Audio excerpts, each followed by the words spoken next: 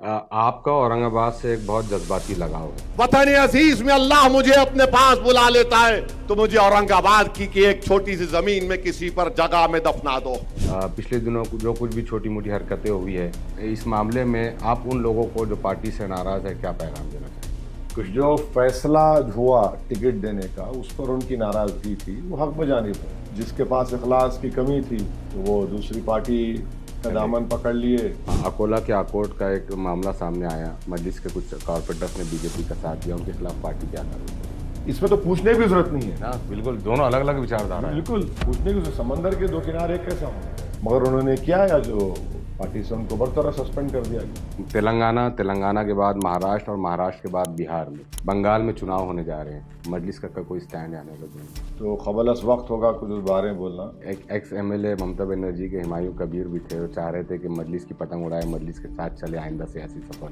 نہیں ابھی جب عادل حسن صاحب کو ذمہ داری دی گئی ہے اور یو اے پی کی دھاراؤں کے تحت ابھی ہم نے حالیہ جو فیصلہ دیکھا شرجیل امام اور عمر خالد کا، جب چدمبرم صاحب یو اے پی اے کو ٹیررزم کا ڈیفینیشن اینی ادر مینز جب لکھے 15A میں، جی مجھے معلوم تھا یہ ہونے والا، اس کا استعمال غلط ہوگا۔ میری بدقسمتی ہے کہ میں سچ ثابت ہو رہا ہوں۔ کیا وجہ ہے کہ انڈیا الائنس ہم کو ساتھ نہیں دیتی؟ میں کوئی بات نہیں، اب نہیں لیں گے تو ہم تو لڑیں گے نا شارق صاحب۔ کہ امریکہ کی جو دادا گیری آپ دیکھ رہے ہیں، وینیزویلا کے صدر کو راتوں رات گرفتار کر کے لا لیتا ہے۔ نہیں اس سے بڑا تو آج کا ہے، مانے ٹرمپ پہ بات آتی تو سناٹا ہے، چائنا پہ بات آتی سناٹا ہے۔ اورنگ آباد کا یوتھ صاحب آپ کو اور اکبر صاحب کو اسٹیج پہ دیکھنا چاہتا ہے، وہ خواب کب پورا ہونے والا ہے؟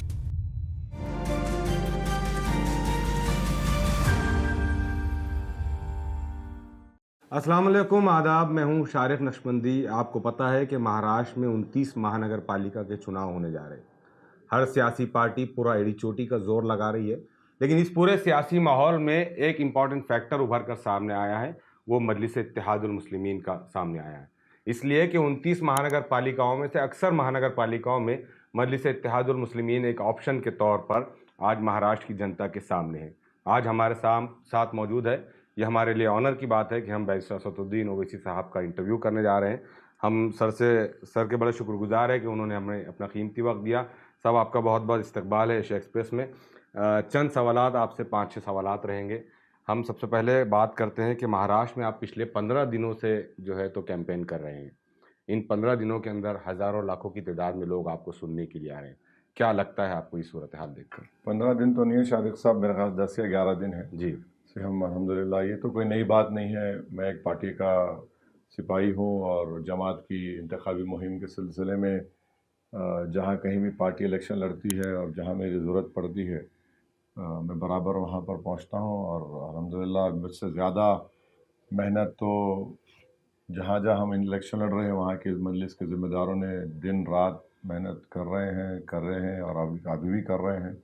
اور حیدرآباد سے بھی مجلس کے اراکین اسمبلی آئے، بہار سے اختر علی مان صاحب، عادل حسن آئے، اکبر الدین اویسی صاحب کئی جلسوں سے خطاب کرے، جلدی نہیں آ سکے کیونکہ تلنگانہ میں اسمبلی کا سیشن چل رہا تھا۔ تو الحمدللہ سب کی ایک اجتماعی محنت رہی ہے، اس میں میرا ایک انفرادی اہم رول نہیں ہے، مگر جو ہم کر سکتے اور کرنا بھی چاہیے ہم نے کوششیں کی، اور ہم کو یقین ہے کہ انشاءاللہ تعالی اللہ سبحانہ و تعالی ایک بڑی کامیابی سے ہم کو ہمکنار کرے گا، اور جو عوام میں جوش و خروش اور عوام میں جو ایک اسپونٹینیس جو ریاکشن ہے جی تو الحمدللہ مجھے لگتا ہے کہ انشاءاللہ اچھے نتیجے نکلیں گے۔ سب ہر سیاسی پارٹی کے 2-3 دھڑے ہو گئے ہیں۔ ہر کوئی پارٹی جو ہے تو سطح کی خاطر اپنوں کو چھوڑ کر الگ الگ سطح راہوں پر چل رہی ہے۔ ایک مجلس اتحاد المسلمین ہے جو سنگل پارٹی پورے مہاراشٹر کے اندر چناؤ لڑ رہی ہے۔ ان پارٹیوں کے آپس کے کانفلکٹ میں مجلس اتحاد المسلمین اپنی کتنی اسپیس بنا پائے گی؟ میرا ماننا یہ ہے کہ ہم جو اسپیس الحمدللہ اللہ کے فضل و کرم سے ہم کو حاصل ہوئی ہے وہ کسی کی غلطیوں کی بنا پر نہیں یا بائی ڈیفالٹ نہیں۔ ہم نے اپنے سیاسی سفر کا جو آغاز کیا ہے وہ بڑی مشکلات کے راہوں سے گزر کر کئی نشیب و فراز کا سامنا کرنا پڑا، کئی شکست بھی ملی، کہیں جگہ کامیابی ملی۔ تو ہم نے تو الحمدللہ یہ صرف اللہ کا بہت بڑا فضل و کرم ہے اورنگ آباد ہو، مہاراشٹر کی عوام کی دعائیں ہیں، یہاں کے بزرگوں کی طرف سے ہم نے اپنا ایک مقام بنا لیا. جی ایک سیاسی جو جگہ تھی جس کو ہم پولیٹیکل سپیس کہتے ہیں، تو ہم تو بنا لیے. اب اس کو کامیابیوں میں تبدیل کرنا اور آگے بڑھنے کے لیے ہم کو یہ ہمارے لیے ایک چیلنج بھی ہے اور ہمارا ایک آبجیکٹو سمجھیے اور ایک بہت بڑی اپرچونٹی بھی ایک ہم کو موقع ملتا ہے. یہ ماحول جو ابھی آپ بولے جی اس میں آگے بڑھنے کا. جی آپ کا اورنگ آباد سے ایک بہت جذباتی لگاؤ ہے. آپ اورنگ آباد کو بہت دل و جان سے چاہتے ہیں. پچھلے دنوں جو کچھ بھی چھوٹی موٹی حرکتیں ہوئی ہے اس معاملے میں آپ ان لوگوں کو جو پارٹی سے ناراض ہے کیا پیغام دینا چاہیں گے؟ شارق صاحب، آپ خود بذات خود جانتے ہیں کہ جو لوگ پارٹی سے ناراض نہیں تھے، جی جو فیصلہ ہوا ٹکٹ دینے کا اس پر ان کی ناراضگی تھی، وہ حق بجانب ہے. جی اس لیے حق بجانب ہے کیونکہ انسان ہے. جی اللہ سبحانہ تعالیٰ ہم کو بنایا انسان، بشر ہے، خواہشات ہوتی ہیں، جی امیدیں ہوتی ہیں. تو ہو سکتا کہ وہ جو فیصلے ہوئے ان کی امید کے مطابق نہ ہو، ان کی خواہش کے مطابق نہ ہوئے ہوں گے، مگر جو اخلاص کی بنیاد پر جو بولا جاتا ہے جی اس کو میں مخالفت کی نظر سے نہیں دیکھتا ہوں. ناصر صدیقی کی ناراضگی تھی، میں بیٹھ کے سنا، بہت دیر بات ہوئی اور مجھے لگا کہ ان کی جو مخالفت بولی ہے، ان کی جو ناراضگی، اختلاف نے ناراضگی جو تھی اس میں وہ بہت بڑے مخلص تھے، اخلاص تھا اس میں. ہم بات کرے، میں ان سے اکیلے بیٹھ کے بہت دیر بات کیا، پھر آپ سے بھی ہوئی بات چیت الحمدللہ، اور ہمارے شیخ احمد صاحب سے بھی ہوئی،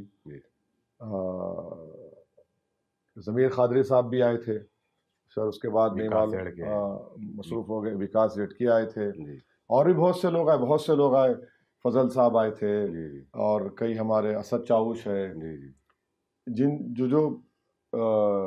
کو شکایت تھی. ہم بیٹھے بات کرے، سنے، مگر ان کی باتوں میں اخلاص تھا. الحمدللہ اللہ کا کرم ہے. اب جس کے پاس اخلاص کی کمی تھی تو وہ دوسری پارٹی کا دامن پکڑ لیے، ان کے رنگ میں رنگنے کی کوشش کرے، تو وہ تو غلط کام ہے. کیونکہ ناراضگی جو ہے وہ کسی فیصلے پر ہے، مگر پارٹی سے وہ اخلاص پر تھا، کیونکہ انہیں معلوم تھا کہ پارٹی سے نہیں تھا ان کو مخالف، ان کو تھا کہ بھئی ہمارے حق میں فیصلہ نہیں ہوا. اور میں ان کی مخالفت بولیے، اختلاف بولیے، ناراضگی کو سمجھتا ہوں. انسان سمجھایا، ہم بیٹھے بات کرے، سمجھائے، اور اب جو نہیں سمجھ رہے ہیں تو پھر اب دیکھیے نتیجہ آئے گا، ان کے خلاف ہی آئے گا انشاءاللہ. سر، بنگال، تلنگانہ کے بعد مہاراشٹر، اور مہاراشٹر کے بعد بہار میں الحمدللہ مجلس اتحاد المسلمین کی کامیابی رہی. بنگال میں چناؤ ہونے جا رہے ہیں، مجلس کا کوئی سٹینڈ آنے کا دنوں میں؟ ابھی بہت جلدی ہوگا اس بارے میں، بنگال کے بارے میں کچھ بولنا. عادل حسن صاحب کو ہم ذمہ داری دیے تھے، وہ گئے ہیں. پھر پارلیمنٹ کا سیشن آ گیا، وہ بھی مصروف تھوڑا ہو گئے. پھر ہم یہاں مہاراشٹر کو آ گئے. تو انشاءاللہ تعالیٰ میری ان سے قریب میں ملاقات ہوگی، بات چیت کر کے دیکھتے ہیں کیا اس میں فیصلہ لے سکتے ہیں. اب ایک ex M L A Mamata Banerjee کے ہمایوں کبیر بھی تھے، وہ چاہ رہے تھے کہ مجلس کی پتنگ اڑائے، مجلس کے ساتھ چلے آئندہ سیاسی سفر. نہیں، ابھی جب عادل حسن صاحب کو ذمہ داری دی گئی ہے، اچھا، تو قبل از وقت ہوگا کچھ اس بارے میں بولنا. بیٹھ کے بات کر کے پھر ہم لوگ کچھ فیصلہ لیں گے. ابھی صاحب اکولا کے آکوٹ کا ایک معاملہ سامنے آیا، مجلس کے کچھ کارپوریٹرس نے بی جے پی کا ساتھ دیا، ان کے خلاف پارٹی کیا کارروائی کرے گی؟ امتیاز جلیل صاحب نے پہلے ان سے کہا تھا کہ انہوں نے وہ گٹ بنایا تھا جس میں بی جے پی شامل تھی. انہوں نے ان کو وجہ نمائی نوٹس دی بحث صدر، تو انہوں نے کہا کہ سر ہم کو نہیں معلوم تھا اور ہم کو دھوکہ دیا گیا. تو امتیاز جلیل صاحب نے ان کو قانون کا حوالہ دیا، کہا کہ آپ جا کر لیٹر دیجئے میونسپلٹی میں کہ آپ اس کا حصہ نہیں ہیں اور اس سے نکل جائیے. اور ان کو بولا گیا تھا کہ آپ کوئی بھی فیصلہ پالیسی کے اوپر ہوگا آپ نہیں لیں گے، یوسف پنجانی صاحب سے لیں گے. اب جب صاف طور پر ان کو بول دیا گیا کہ آپ پالیسی کے اوپر، جماعت کے پالیسی پہ کوئی فیصلہ نہیں لیں گے، جو انچارج ہے، نائب صدر ہے یوسف پنجانی صاحب، اس علاقے کے ذمہ دار ہیں، ان کو صاف طور پہ بولا گیا پھر یہ حرکت غلط حرکت کی تو آج امتیاز جلیل صاحب نے صحیح فیصلہ لیا, ان کو پارٹی سے سسپینڈ کر دیا, اور سوال ہی پیدا نہیں ہوتا اس طرح کی اگر حرکتیں کریں گے تو مجلس اتحاد المسلمین ڈسپلن کے پابند لوگوں کے ساتھ رہنا چاہتی ہے, آگے بڑھنا چاہتی ہے, جو اگر یہ سمجھتے ہیں کہ اپنی منمانی کریں گے اور وہ بھی ایک فرقہ پرست پارٹی سے جا کر آپ ان کے کینڈیڈیٹ کو کوآپشن ممبر میں سپورٹ کریں گے, اور نہ یوسف پنجانی صاحب کو معلوم, یوسف پنجانی صاحب کی وائف بیچارے بیمار ہیں جی جی, اور ان کو فون کر سکتے تھے, امتیاز صاحب کو پوچھ سکتے تھے, اور ظاہر ہم تو نہیں بولنے والے تھے, مگر یہ تو اس میں تو پوچھنے کی ضرورت نہیں ہے نا, بالکل دونوں الگ الگ وچاردھارا ہیں, بالکل پوچھنے کی سمندر کے دو کنارے کیسا ہوں گے, تو ان کو تو پوچھنا بھی نہیں چاہیے تھا, بلکہ وہ تو کھلے عام میڈیا کو بول دیتے کہ ایسا ہم کو بولا کہ ہم اس کو مسترد کر دیے, مگر انہوں نے کیا, یا جو پارٹی سے ان کو برطرف سسپینڈ کر دیا گیا. سر آپ یو اے پی اے کی شروع سے مخالفت کرتے آ رہے ہیں, اور یو اے پی اے کی دھاراؤں کے تحت ابھی ہم نے حالیہ جو فیصلہ دیکھا شرجیل امام اور عمر خالد کا, ایک طرف سپریم کورٹ جو ہے تو ریپسٹ کو کئی قسم کے گناہوں میں مبتلا اور ثابت ہو چکے ان کے گناہ, ان لوگوں کو پیرول پہ چھوڑ دیتی ہے. نہیں, پیرول پہ چھوڑنا الگ ہے جی, بیل نہیں ہے, وہ بیل نہیں ہے. اس میں بھی جو دو لڑکوں میں سے ایک صاحب کو پیرول پہ کچھ دن نکلا گیا. سوال یہ ہے, دیکھیے, ایک 2019 میں گڈزی چورلی جو مہاراشٹرا میں تلنگانہ کے بارڈر گڈی چورلی, معاف کرنا میں تلفظ میں غلطی ہو رہی ہوگی, 2019 میں ایک آئی ڈی بلاسٹ ہوا جس میں 16 پولیس والوں کی واقعے میں موت ہوئی, اور اس الزام میں ایک صاحب کو گرفتار کیا گیا. ان کا کیس گیا chief justice of India chief justice Surya Kant صاحب کے پاس اور جسٹس باگچی صاحب کے پاس. انہوں نے یہ کہا کہ بھائی اگر اتنے زیادہ وٹنسز ہیں اس کورٹ میں, جج صاحب مصروف ہیں, تو اس کا یہ مطلب نہیں ہے ان کو بیل نہیں ملے گی, ان کو انٹرم بیل دے دی گئی. ایک اور کیس تھا سپریم کورٹ کا جسٹس سنجے کمار صاحب اور ایک آنریبل جج صاحب کا, جس میں ایک ایم ٹیک کے چیئرمین کے اوپر پی ایم ایل اے کا قانون استعمال ہوا. اور پی ایم ایل اے کا جو قانون استعمال ہوتا ہے تو اس میں ایک ٹوئن ٹیسٹ بولتے ہیں, جس کو سپریم کورٹ کے فیصلے نے اس کو صحیح قرار دیا. ٹوئن ٹیسٹ کیا ہے کہ آپ جج کو, یعنی ایکیوز جج کو یہ ثابت کرے بیل ہیئرنگ میں کہ آپ بے قصور ہیں. اچھا, یہ تو ٹرائل میں ہوتا ہے. اور دوسرا آپ جج صاحب کو یہ سیٹسفائی کریں گے کہ آپ بھاگیں گے نہیں. اس کیس میں بھی جسٹس سنجے کمار نے آرٹیکل 21 رائٹ ٹو لائف کا حوالہ دیا اور ان کو بیل دی. یہ دو کیسز ہے, اور تیسرا بیل کا کیس ہے یہ جو دلی کے بچوں کا ہے. تو سپریم کورٹ دو علیحدہ فیصلے دے رہا ہے. جی, سمجھے آپ. تو بس ہم تو یہی کہہ سکتے کہ جو جسٹس ورما صاحب جو آج دنیا میں نہیں ہے, جو چیف جسٹس آف انڈیا تھے, انہوں نے سپریم کورٹ کے بارے میں کہا تھا کہ Supreme Court is supreme but not infallible. جی, تو ظاہر ہے 5.5 سال انہوں نے جیل میں کاٹے, اور اس کیس میں 900 وٹنس ہیں. میں نے 900 وٹنس, اب بھائی اب تو 1 سال تو وہ تو ویل کے لیے اپلائی نہیں کر پائیں گے. 1 سال کے بعد اپلائی کریں گے تو ٹرائل کورٹ ہیئر کرے گا, وہ ان کا پریروگیٹو ہے. پھر آپ ہائی کورٹ, اگر فرض کریے خدا نخواستہ ان کو ہائی کورٹ جانا پڑا, وہ کب ہوگا, پھر ان کو سپریم کورٹ آنا پڑا. تو میرے نظر میں process has become the punishment. اور اسی لیے میں کہہ رہا تھا کہ جب چدمبرم صاحب یو اے پی اے کو ٹیررزم کا ڈیفینیشن اینی ادر مینز جب لکھے 15A میں, مجھے معلوم تھا یہ ہونے والا, اس کا استعمال غلط ہوگا. میری بدقسمتی ہے کہ میں سچ ثابت ہو رہا ہوں. اور جب 2019 میں امت شاہ صاحب بحیثیت وزیر داخلہ اس یو اے پی اے کو اور خراب کیے, میں امتیاز جلیل واحد 2 رکن تھے مخالفت جو اس کے ہر امینڈمنٹ کی مخالفت کر رہے تھے. اور میری تقریر ہے, میں بولا تھا کانگریس کے لوگوں کے کہ آپ کانگریس نے اوپنلی سپورٹ کیا. یہ نام نہاد سیکولر پارٹیاں اس کی سپورٹ کیے, اور نام کیا دیے دیش کے ہت میں. ارے بھائی, دیش کے ہت میں آپ رول آف لا کو, ایکوالٹی کو آپ کیسے آپ بالائے طاق رکھ دیں گے؟ یہ آپ اس طرح کا قانون بنائے ہیں. اب دیکھیے اسٹین سوامی, معاف کرنا 85 سال کا ایک بوڑھا بھیما کورے گاؤں میں پکڑا گیا, جیل میں مر گیا. مرنے کی وجہ کیا تھی؟ اس کا جسم اتنا کمزور ہو گیا تھا کہ وہ اس کے ہاتھ میں طاقت نہیں تھی کہ گلاس سے اٹھا کر پانی پیے. اس نے کہا کہ مجھے اسٹرا دو. کتنے ملتا اسٹرا؟ اگر آپ کسی ٹھیلا بنڈی پر جا کر ناریل پانی پئیں گے تو اسٹرا مل جاتا ہے آپ کو. مفت میں دے دیتے. مگر یو اے پی کے انڈر ٹرائل کو اسٹرا نہیں ملا, وہ جیل میں مر گئے. افسوسناک بات. صاحب پچھلے دنوں آپ پارلیمنٹ میں بیٹھے تھے, 3 دن سے زیادہ جو ہے تو سینٹرل گورنمنٹ نے وندے ماترم کے نام پہ پورا ٹائم پاس کیا پارلیمنٹ سیشن کا. کتنی بد دیانتی ہے یہ بھارت کی جنتا کے لیے, جہاں پر یہ ایشوز پہ ہونے دیکھیے چاہیے, بات ہونی وہ چاہیے. بی جے پی کو معلوم تھا کہ بنگال کا الیکشن آ رہا ہے, ہاں اور بنگال کے الیکشن کو سامنے رکھ کر انہوں نے یہ فیصلہ لیا. جی ٹھیک ہے, میں تو موقع کی طاق میں رہتا ہوں, سچائی کو پیش کرنا میرا کام ہے, جی اور ہم تو ہر ایک کا گیم خراب کر دیتے ہیں. پورے طریقے سے میں نے بتایا, جی سچائی کو بتایا جی کہ 24 جنوری 1950 کو بھارت نے اپنے آپ کو ایک آئین دیا, اور جس وقت آئین لیا جا رہا تھا اس دن 2 ممبرز جی دستور ساز اسمبلی کے, انہوں نے کہا کہ وندے ماترم پہ ووٹنگ اس دن ہار گئے وہ لوگ. اچھا کسی نے کہا کہ خدا کے نام سے شروع کرو, ووٹنگ ہوئی, ہار گئے وہ لوگ. پھر ہم نے بابا صاحب امبیڈکر نے پریامبل میں کیا لکھا, جس کو ہم تمہید بولتے اردو میں, جی belief of religion, expression, thought. پھر ہم نے ایکوالٹی کی بات کی, بابا صاحب نے آرٹیکل 25 آرٹیکل 26 کی بات کی. میں یہ سوال کیا پھر کیسے ہم نے اس کو قبول کیا. ٹھیک ہے, آج یہ ہمارا نیشنل سانگ ہے, ہم برابر نیشنل سانگ اس کو مانتے ہیں, مگر جب ہم سمویدھان میں لکھ رہے اور دیش کو اگر ہم یہ کہیں گے کہ خدا ہے, تو پھر علامہ فضل خیرآبادی کی قربانی کو ہم کیا بولیں گے؟ مولانا کافی جو پھانسی پر چڑھ رہے تھے اور رسول اللہ صلی اللہ علیہ وسلم کی نعت پڑھتے پھانسی پہ چڑھ گئے, ان کو ہم کیا بولیں گے؟ ہم جوہر برادران کو کیا بولیں گے؟ ہم ان تمام یوسف مہر علی کو کیا بولیں گے جو کوئٹ انڈیا کا نعرہ دیا تھا؟ ہم بہادر شاہ ظفر کو کیا بولیں گے جس نے کتنا بد نصیب ہے ظفر کے دفن کے لیے 2 گز زمین نہ ملی کوئے یار میں, ان کو کیا بولیں گے؟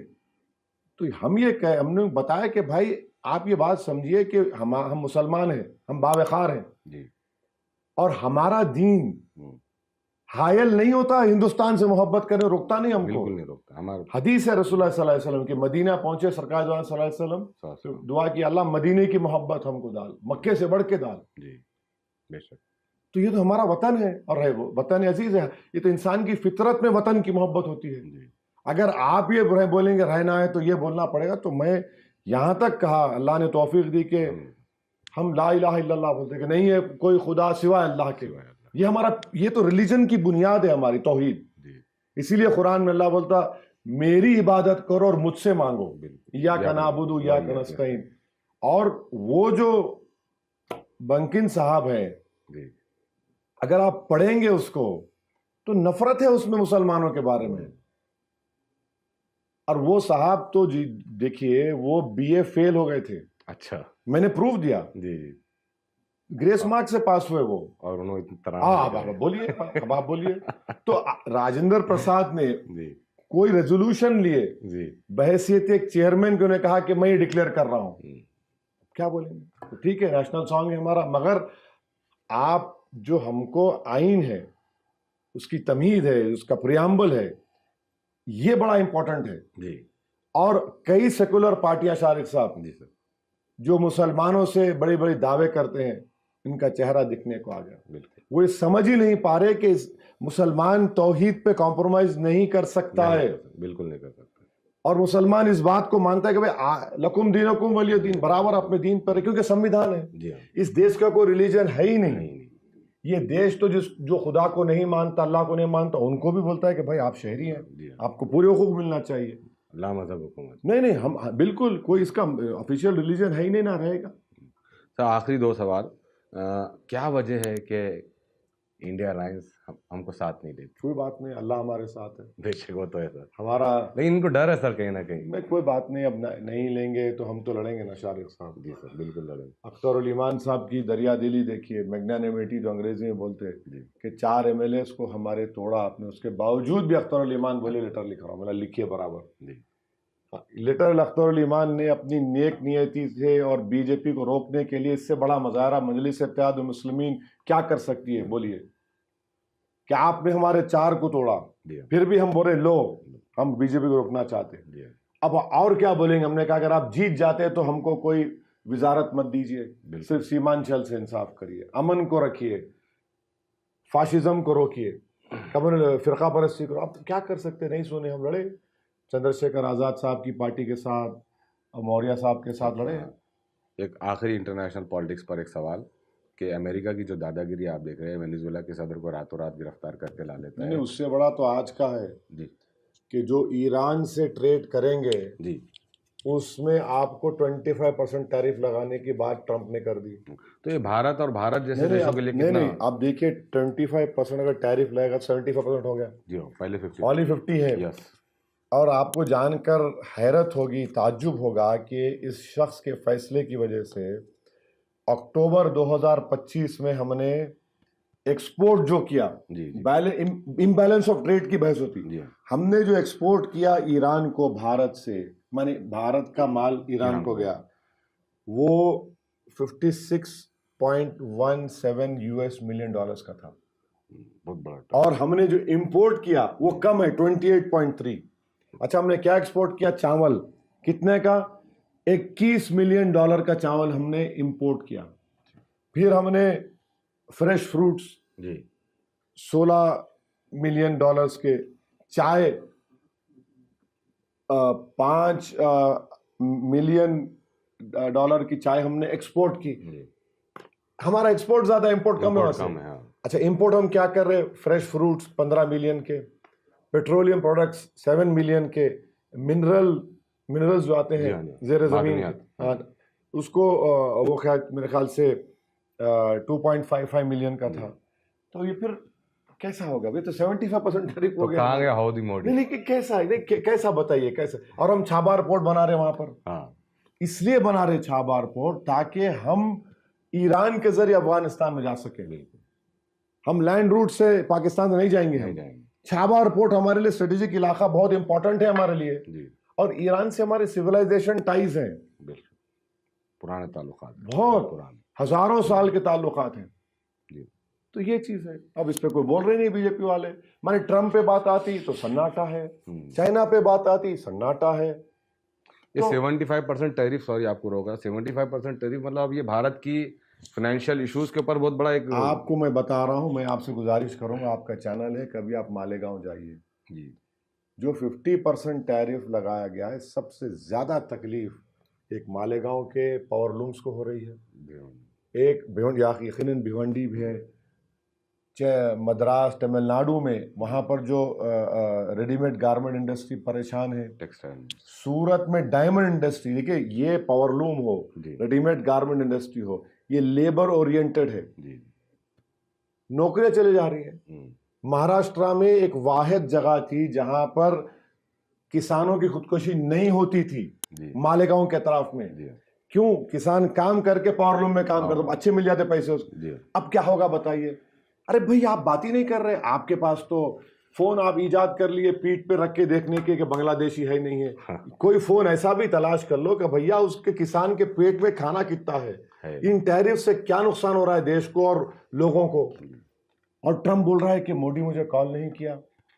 माने 50% ऑलरेडी है और 25%, 75% हो गया अभी। सर, आखिरी एक पैगाम नौजवानों के नाम हमारे चैनल के जरिए आप दीजिए, वो नौजवान जो अपना मुस्तकबिल संवारने के लिए कोशिशें कर रहे हैं। नहीं, हम तो ये चाहते हैं कि हमारे इस मुल्क का मुक़द्दर आने वाला कल नौजवानों पर मुश्तमिल है, क्योंकि इस पूरे दुनिया में हिंदुस्तान, भारत एक वाहिद मुल्क है जिसके पास, जो अंग्रेजी में बोलते हैं, डेमोग्राफिक डिविडेंड है। जी इस मुल्क की 60% आबादी 45 साल या 40 साल से कम उम्र की है। अगर नरेंद्र मोदी 11 साल से हुकूमत कर रहे, ये जो हमको एडवांटेज डेमोग्राफिक डिविडेंड का है वो और 20 साल रहेगा। उसके बाद इस मुल्क की 15% आबादी ज़ईफ हो जाएगी। अगर हम आज इन नौजवानों को हुनर देंगे, स्किल्स देंगे, स्कूल देंगे, कॉलेजेस देंगे, सही राह देंगे, सही रास्ता बनाएंगे, तो यकीनन ये भारत, हमारा वतन अजीज़, उन सुपर पावर कंट्रीज़ में लाइन में, लिस्ट में शामिल होगा। मगर अफसोस ये है कि इस हुकूमत ने अपने 11 साल को नौजवानों पर ज़ाय कर दिया, और बजाय इसके नौजवान जो है کبھی گورکشک بن رہے ہیں تو کبھی وہ بن رہے ہیں. تو میں نوجوانوں سے اپیل کروں گا کہ دیکھیے اس ملک کا مستقبل آپ ہیں. جی تو آپ کو قابل بننا پڑے گا. اس ملک کی بھاگ دوڑ کل آپ کو استعمال نہیں بلکہ آپ کو چلانا پڑے گا. جی تو ان کو علم حاصل کرنا ہے, ان کو ہنر حاصل کرنا ہے, ان کو اپنے آپ میں کانفیڈنس کو برقرار رکھنا ہے اور ہرگز مایوس نہیں ہونا. خاص طور سے مسلم نوجوانوں سے, دلت نوجوانوں سے میری درمندانہ اپیل ہے کہ حالات کو دیکھ کر بزدلی کے مظاہرے مت کریے, بلکہ جمہوریت کو مضبوط کرنے کے لیے سیاست میں حصہ لیجیے اور جستجو کریے, کوششیں کریے. انشاءاللہ تعالی حالات بہتر ہوں گے اور یقیناً آپ کا مستقبل بھی اچھا ہوگا انشاءاللہ. اورنگ آباد کا یوتھ صاحب آپ کو اور اکبر صاحب کو ایک اسٹیج پہ دیکھنا چاہتا ہے, وہ خواب کب پورا ہونے والا ہے؟ نہیں دیکھیے برابر انشاءاللہ دیکھیں گے, مگر ایسا ہوتا ہے نا کہ میں دھولیا میں تھا ہاں صاحب ادھر تک تو بھیونڈی میں. اکبر صاحب اورنگ آباد میں تھے. جی اب مجھ کو یہاں پر پروگرام تھا تو وہ دھولیا گئے. تو انشاءاللہ آئیں گے, کبھی کوئی اعتراض نہیں, اس میں کوئی برابر ہوگا انشاءاللہ. تو یہ تھے محترم اسد الدین اویسی صاحب جو آج ہمارے لیے وقت نکالے, ہم ان کے بہت شکر گزار ہیں. امید ہے کہ انشاءاللہ تبدیلی ضرور آئے گی اور وقت بدلے گا. بہت بہت شکریہ. میں تمام ناظرین سے, دیکھنے والوں سے یہ گزارش کروں گا کہ ہمارے شارق نقشبندی صاحب کا یہ یوٹیوب چینل ہے, نیوز بھی ہے, اخبار بھی چلاتے ہیں اور ماشاءاللہ سے بڑے محنتی شخص ہیں. تو میری آپ تمام سے دیکھنے والوں سے اپیل ہے کہ نیوز ایشیا ڈیجیٹل کو آپ سبسکرائب کریے, فالو کریے, فیس بک پر, یوٹیوب پر, سوشل میڈیا پر ان کی ہمت افزائی کریے تاکہ وہ اور بے باک طریقے سے آپ کو سچائی کو اور عوام سے جو متعلق نیوز ہے وہ آپ کو دکھا سکیں. بہت شکریہ.